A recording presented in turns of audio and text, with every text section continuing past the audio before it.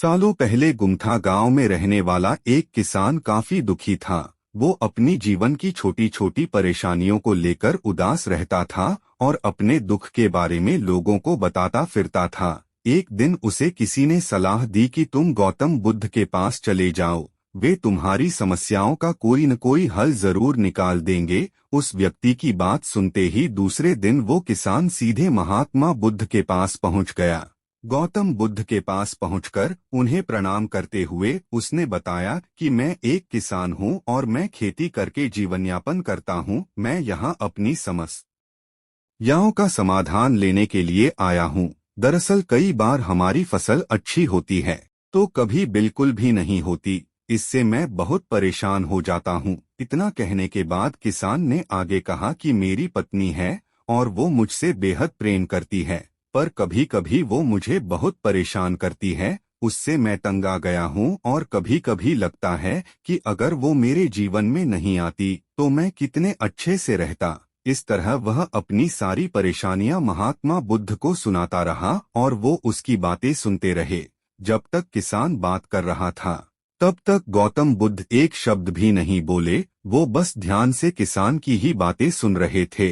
अब किसान के पास उन्हें बताने के लिए कुछ भी नहीं बचा और उसका मन काफी हल्का हो गया। महात्मा बुद्ध से सब कुछ कहने के बाद वो उनसे अपनी परेशानियों के समाधान की उम्मीद लगाए बैठा था।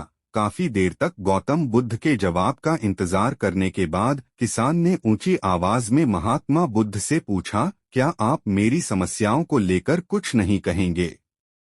तब गौतम बुद्ध बोले, मैं तुम्हारी किसी तरह से मदद नहीं कर सकता। किसान ने महात्मा बुद्ध से ऐसे जवाब की उम्मीद नहीं की थी। वो उनका जवाब सुनकर हैरान हो गया। उसे अपने कानों पर भरोसा नहीं हो रहा था। उसने भगवान बुद्ध से पूछा कि ये आप क्या बोल रहे हैं? क्या आप मेरी समस्याओं का समाधान नहीं कर सकते? मैंने सुना है कि आप सभी की समस्याओं का समाधान करते हैं, तो मेरी समस्याओं का क्यों नहीं करेंगे?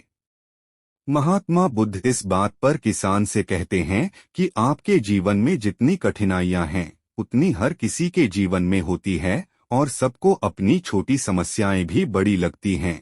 आपके जीवन में कोई ऐसी समस्या नहीं है जो दूसरों को न हो। हर व्यक्ति को अपने जीवन में सुख दुख का सामना करना पड़ता है। हम चाहे जितनी भी कोशिश कर लें, लेकिन हमारे जीवन में सुख और दुख दोनों आएंगे ही आएंगे।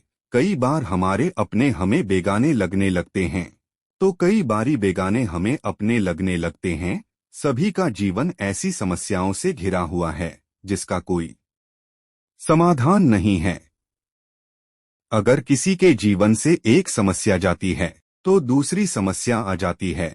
ऐसे में तुम एक समस्या का आज समाधान कर लोगे तो तुम्हें कल दूसरी समस्या का सामना करना पड़ेगा। यही जीवन का एक अटल सत्य है। बुद्ध की बातें सुनकर किसान को गुस्सा आ जाता है और वो उन्हें बोलता है कि लोग आपको महात्मा कहते हैं। मैंने लोगों से ये भी सुना है कि आप सबकी परेशानी दूर करते हैं, पर मेरी समस्या का निवारण करने के बजाय आप मुझे फिजूल की बातें बता रहे हैं। मैं आपके पास बहुत उम्मीद लेकर आया था, पर अब मुझे लग रहा है कि आपके पास मेरा आना व्यर्थ हुआ। मैंने जो भी आपके बारे में सुना था वो सब झूठ है। महात्मा बुद्ध को इतना कहकर किसान वहां से जाने लगता है।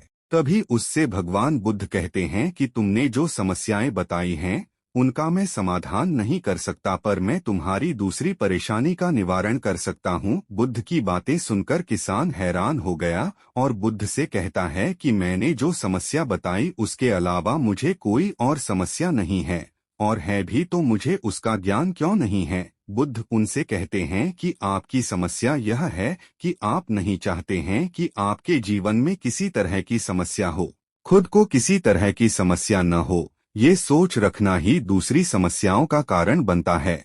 आपको यह स्वीकार कर लेना चाहिए कि हर व्यक्ति के जीवन में किसी न किसी तरह की समस्या होती है। ये सोचना छोड़ दो कि आप इस दुनिया के सबसे दुखी इंसान हो। आपको अपने आसपास के लोगों को देखना चाहिए, क्योंकि बाकी लोग भी किसी न किसी चीज से परेशान और दुखी हैं। जीवन में सुख और दुख आकर ही रहेंगे। उसे कोई नहीं बदल सकता, बस तुम्हें दोनों ही स्थिति में खुद को काबू में रखना होगा। इससे दुख का असर तुम पर ज्यादा नहीं होगा। ऐसे में तुम्हें यह सोचना छोड़ना होगा कि तुम्हारे जीवन में समस्या न हो, तभी तुम हर समस्या का आसानी से सामना कर पाओगे।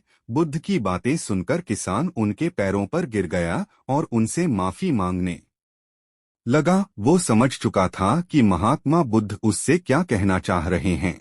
हमें अपनी छोटी छोटी परेशानियों के लिए किसी से शिकायत नहीं करनी चाहिए, बल्कि उन परेशानियों का खुद से सामना करना चाहिए।